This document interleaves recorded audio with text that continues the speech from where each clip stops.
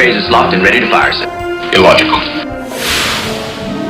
Welcome back. This is Floyd from Federation Radio, and we're back again. I know I didn't end up doing an episode last week, but that's fine. I haven't been feeling well. I've been busy. I'm back. And what do we do when we're not feeling well? We watch Star Trek, because that's what we do.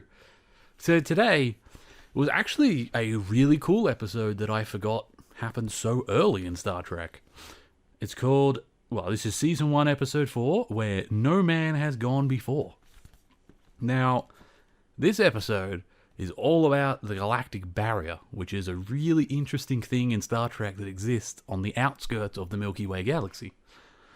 So this is why we don't see much of, like, intergalactic invaders. Like, there are a couple incidents here and there of things like that, or travelers and visitors, but nothing major. Like, some sci-fi, like 40K, has, like, the Tyranids, or some kind of big species coming in from another galaxy. Even Stargate had one. But, Star Trek doesn't. It doesn't often talk about other galaxies. And that's because of this barrier. And what's interesting is we learn in a couple of episodes in the future about the fact that other galaxies don't seem to have this barrier. A lot of people think it's made by someone. Some people think the Q, some people say others. I'm not really sure. Honestly, I think it just exists because when they made this episode for the show, they thought it would be interesting. And the other writers over the years had to work around that, like a lot of Star Trek. But so this episode starts off with them going to look in on USS Valiant, because they get a message from it, and this ship has been missing for 200 years, which means it's been missing since, you know, World War III-ish era of humanity. This is a long ago ship. It had probably very minimal warp drive, if it had any. So the fact that we're hearing from it at this point is weird. So Kirk goes to look into what it is immediately, and they discover pretty quickly that the Valiant is not there. Where they found the signal, they end up fighting. It's like a big, looks like a big robot thing, or a computer core, but like, it's meant to be sort of like a black box. It's got a bunch of the logs and all the information of what was going on with the ship before they had their incident. And we learn that they were having problems with ESP, which means extrasensory perception. Now, before we go any further, I just want to say, ESP is such a cool idea, and it's a concept that not much sci-fi takes on anymore. Because back in the 60s, 70s, like, if you've ever heard of MK Ultra and all these things, like, ESP was something that a lot of people in powerful positions legitimately believed in. This was not just some weird, like, a couple cults believed in it. Like, no, people in the US government, in the CIA, back in the 70s and 80s, were funding studies into ESP. This was a real thing, or at least they believed it was, for a lot longer than you might think. Like, in the modern day, you hear about ESP, and it's easy to go, oh, that's some stupid thing they believed hundreds of years ago. But no. Like, literally, not even 30 years ago, there were active studies being taken by legitimate governments into this stuff, which is crazy, and a lot of it is still classified, so, you know, a lot of people have different theories on how much success they had with it or not. But anyway, in Star Trek, it's another thing that doesn't come up very often. ESP is a bit of a, these days it's seen as a bit of a pseudoscience.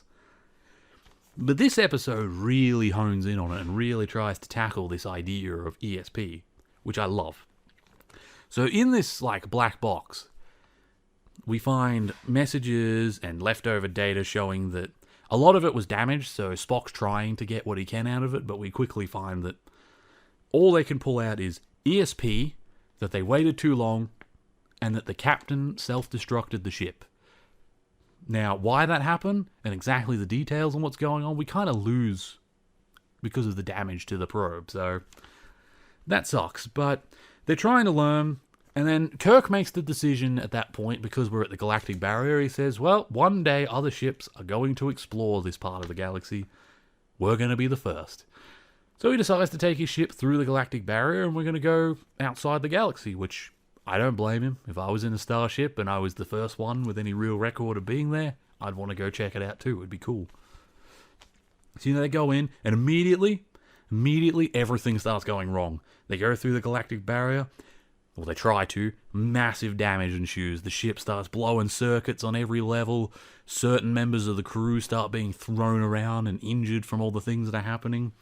We learn that 9 crew members die during this incident, is what we get told.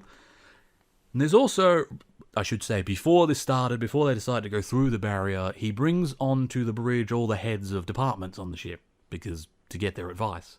And amongst them is a Dr. Elizabeth, what was her name? Elizabeth Denhier. And she is a psychologist who apparently is specializing in trying to study crews during times of stress and how they handle things.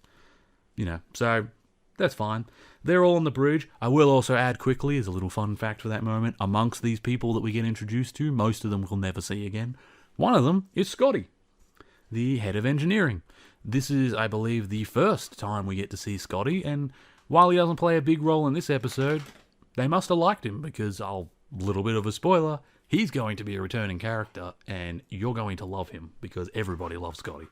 Scotty's great. But anyway, in this episode, like I said, he's fairly minor, so we won't worry about him too much. But we meet Elizabeth, and she brings up the fact that ESP is it's a bit, even at that time period, they're like, everyone gets tested for ESP, apparently, in Starfleet. So all of their ESP records and how high up on the ESP radar they are, or the scale, I don't quite know, is all on our file. And we discover, as they're trying to break through the barrier, that particularly people with high ESP ratings are being affected differently. And in particular, there's 2 people. So there's a guy named Gary, who is one of Kirk's friends from Starfleet Academy. He's known him a long time. So Gary gets affected really bad. When they get through the barrier, he gets thrown to the ground. They do say he'll be okay, but he suffered some severe damage, and he says something like, it felt like I was magnetized to the floor, like he was thrown down. And Dr. Elizabeth Denhier says a very similar thing. It happened to her too. She got thrown to the ground. And it wasn't just from the Force, it was something else. So, they stop the ship after a little bit of damage. Like, obviously, they turn the ship around. They head back into the galaxy because trying to go through the barrier has killed crew members and damaged the ship immensely. So, they turn around, but very quickly they discover problems. Like, well, to start with, the engines are down and half the ship's circuitry has been blown out. So immediately the ship has to be put on full repair mode. All the engineers are full ball trying to repair everything. And they're concerned, like, can we get back to civilization before we run out of supplies? But there's another problem with Gary, where he opens his eyes when he's on the ground, and we see his eyes are like glowing light blue, almost as if he's blind. And he gets taken to the med bay. And he's in there for a little while. And we see some weird behavior from him. Like Kirk and a few others start coming to visit him, asking if he's okay and checking in on him. Like good captain and friends would.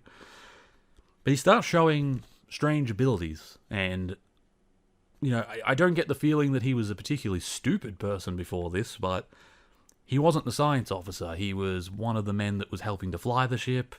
He was Kirk's friend. He didn't seem like he was, this was not a man that was going to lead the science division. This is just a regular Starfleet member. And yet, he seems to be having his intelligence raised rapidly. Like, they go to check on him and he's reading through ESP reports on historical cases of ESP. And he's reading through all of it. And he makes a joke to Kirk, something along the lines of, just a bit of light reading. When it's obvious he's reading some pretty heavy, scientific data here, that you get the feeling from Kirk's face and everyone else's concern around him, not the sort of thing Gary would normally read. And he reads it and he says, it's just light reading. It's actually quite simple once you understand it.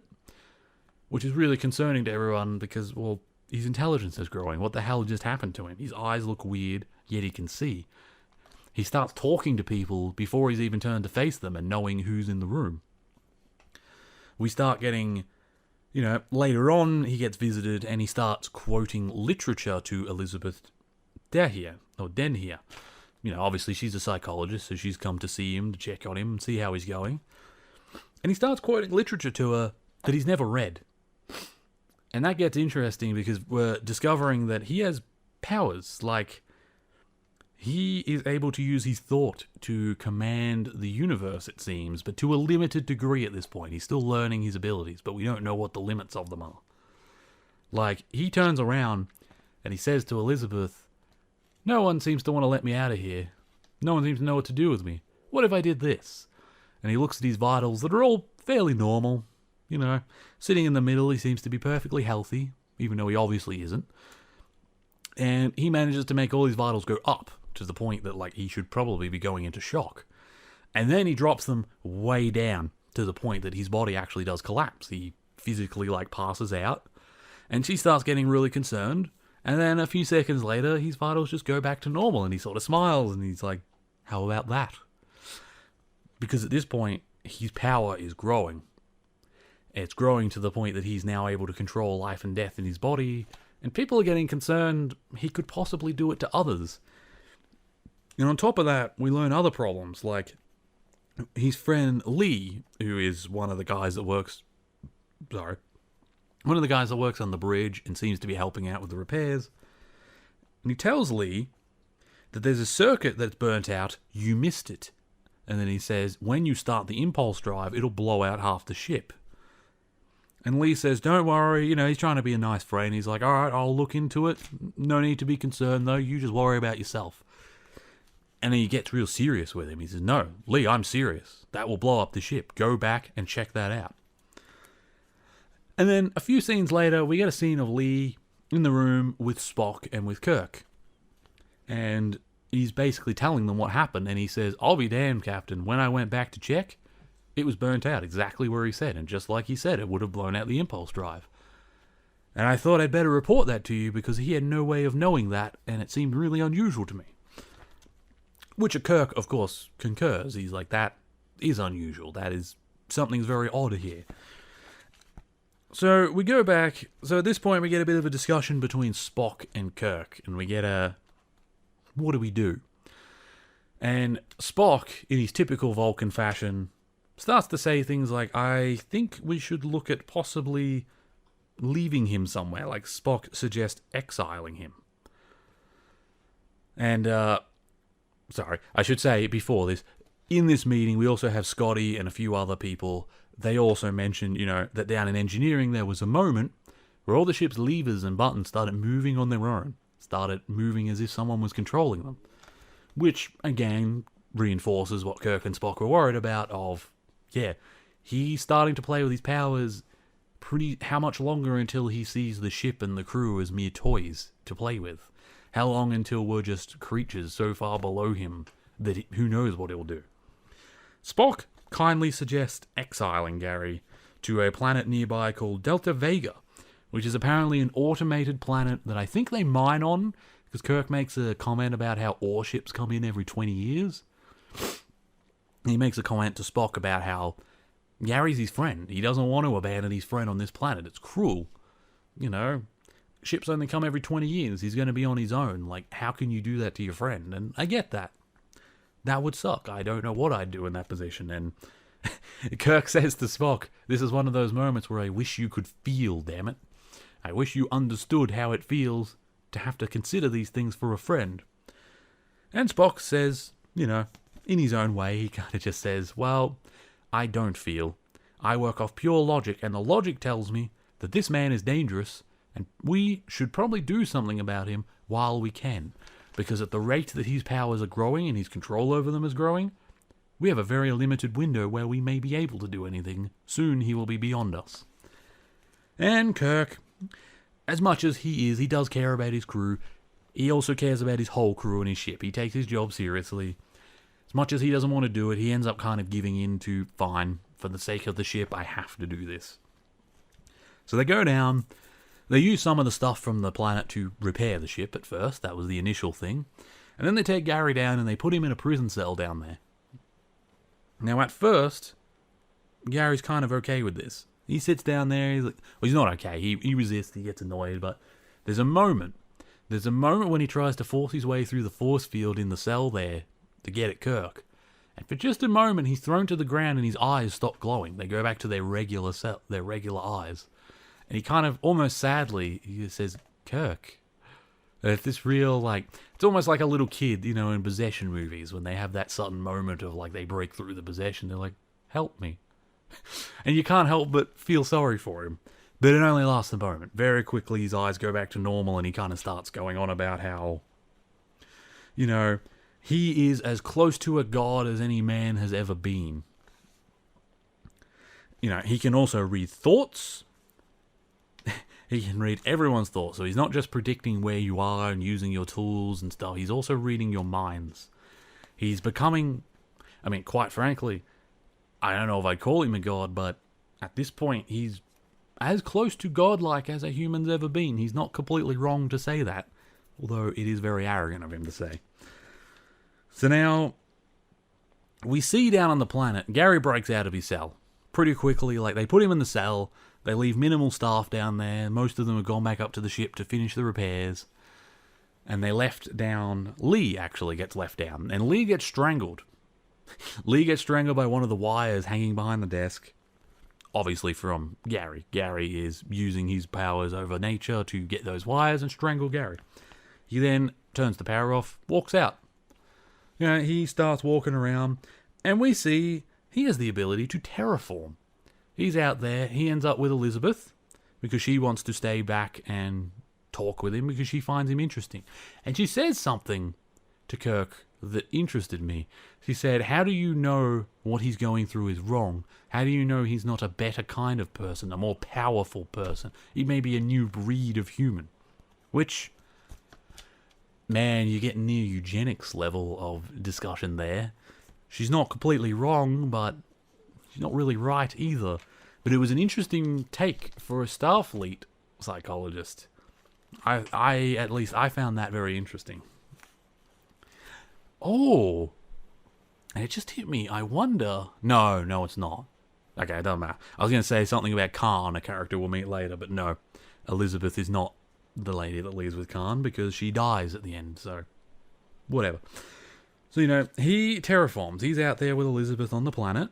At this point, mind you, he has... Because Kirk and Spock come down when they realize that Lee's dead. He basically uses his mind powers to almost... It almost feels like something out of, Star Wars. It feels like he's a Sith. He, puts his hands towards them. A little bit of lightning goes across their chest, and suddenly they're, stunned on the ground. Both Spock and Kirk can do nothing. He walks out of the facility, tells Elizabeth to come with him. Now, interestingly, at this point, Elizabeth's eyes also go clear. Bright and clear. Which suggests that, she makes a comment at the start that she has a high ASP rating. So it seems that everyone hit by the galactic barrier that has a high ASP rating goes higher, potentially gets stronger. That is fascinating to me and makes me wonder who created the barrier and why it would have that effect on people. Kind of wish we went into it a little more. I won't lie, I do think the galactic barrier does come up another time or two. I do recall it being around, but not often. It's definitely not something they touch on nearly often enough. I would love to have more stories around this barrier. But, so we get to this weird point where he's basically trying to create a new world. He says to her, hey, what if I could just do this? And he just, moves his head a little. And apple trees form. It's like they appear. There's a water fountain. Suddenly it goes from being this kind of dry, arid climate to this beautiful, Eden-like planet. Or at least that area of it. Showing that he now has power not just over people and things, but over nature itself. And she even says to him, how can you do that? And he says, I have no idea what my limits are just yet, but I'm starting to think there might not be a limit to my powers. And, of course, Kirk, being Kirk, he doesn't give it up. He decides to go after Gary because he recognizes how much of a danger this is now, and if he leaves Gary here, it might not be enough. If he can terraform the planet and use his mind like this, he's probably going to get off the planet at some point. It's even exiling here now is not going to be a good solution. So he goes after him, and we kind of get this moment where Kirk's doing what Kirk does. He's doing the typical Starfleet captain thing of, giving a speech, trying to say how bad Gary is and how funny you call yourself a god and yet you have all the same human frailties of arrogance and all our other problems. And then he starts quite intelligently building a divide between Elizabeth and Gary by saying things like, because Gary starts trying to show off. Kirk tries to ambush him. Gary kind of laughs, stuns him, puts him on the ground, makes him kneel, uses his mind powers to force Kirk into a prayer position on his knees and says, "Pray to me, Captain," in this really arrogant way. And Kirk very intelligently says, "Pray to you, not pray to us." I see that he turns to Elizabeth and basically says, "You hear this? You sure you want to stay here with him? Is he actually a god, or is he just another arrogant man with far too much power?" And it kind of works. It goes on for a bit, but there is a point where Elizabeth kind of realizes what's going on and how wrong it is, and she turns her newfound powers, which are weaker than Gary's, but she turns them on Gary. Which seems to tax him a little. It wears him out, brings his powers down to a point where Kirk is then able to spear tackle him, because Kirk breaks through the stun hold that he had over him, and tackles Gary, because between him and Elizabeth, they managed to get Gary into the grave in the ground that Gary had created for Kirk. And the Kirk then gets his phaser rifle, realizing after firing on Gary a few times that it's not going to do anything, fires on the mountain above and gets a rock slide to basically cover Gary into this hole. Presumably killing him, although I will say, I'm not certain he's dead. They kind of just buried him under rock. I'm not sure that would have killed him at this point. Maybe it did. And then, so he's under the rock. Kirk heroically has saved the day once again. The false god has been cast down. They kind of have, as I've written in my notes here, Elizabeth and Gary have a mini god off in that fight, which is kind of cool, actually. It was really weird. It felt like I was watching a fantasy story for a moment. It was like these two mages going at it, or two Jedi. It was just this mind power war. It's not what you expect when you watch Star Trek. It's not something that comes up much. But again, something I kind of wish we saw more of. I'd love to see more telekinetic powers, different species and stuff doing that. I think that'd be fascinating. But she makes one comment before she dies, because at this point she's taxed herself. Gary also has attacked her during this fight. She is not coping well. And as she's dying, she says to Kirk, "If only you understood what it was like to be so close to being a god." And then she kind of lets out her last breath and dies. And we get a nice little scene on the bridge after that of Kirk into the, I don't know what you call it, into the computer log. He's basically saying, "Elizabeth Den here, died doing her duty." And then he says the same for Gary.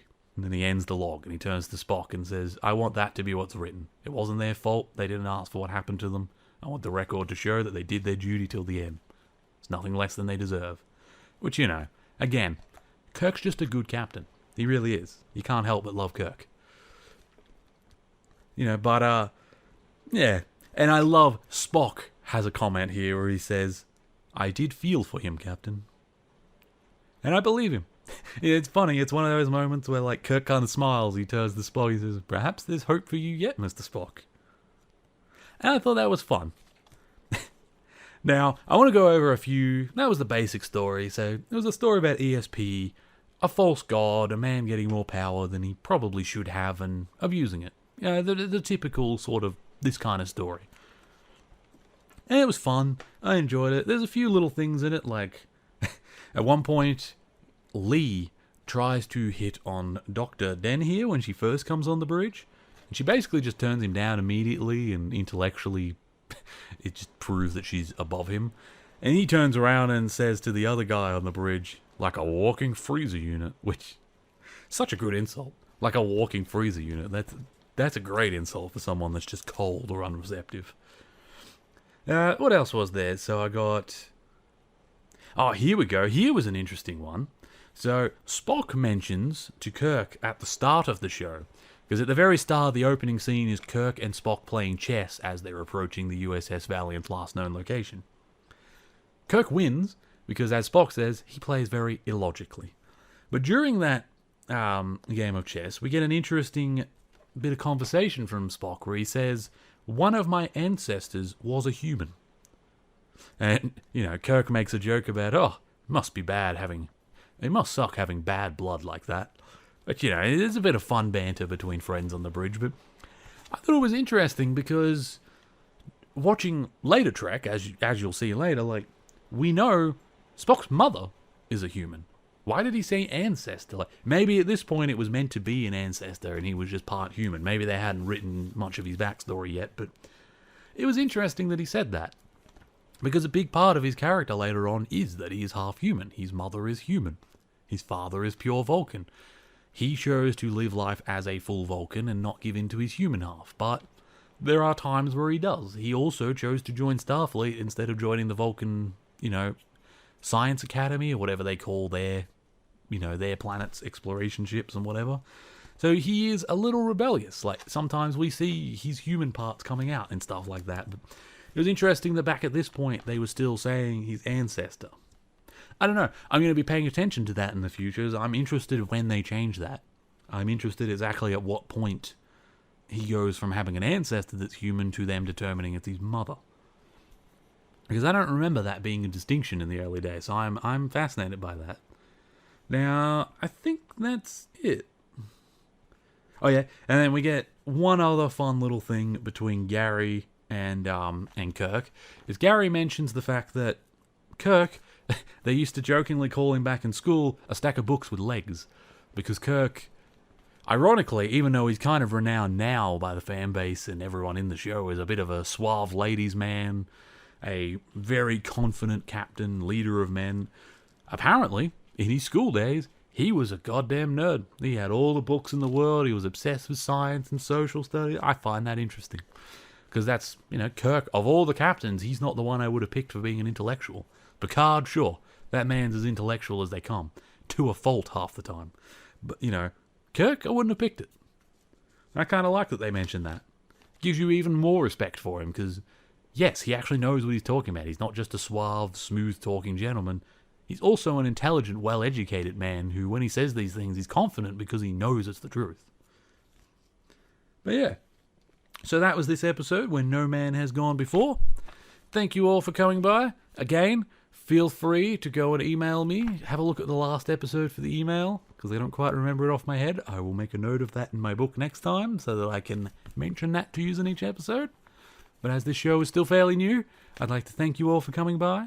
I will see you all in the next episode. Oh, no, I'll mention that in the next episode. Goodbye for now.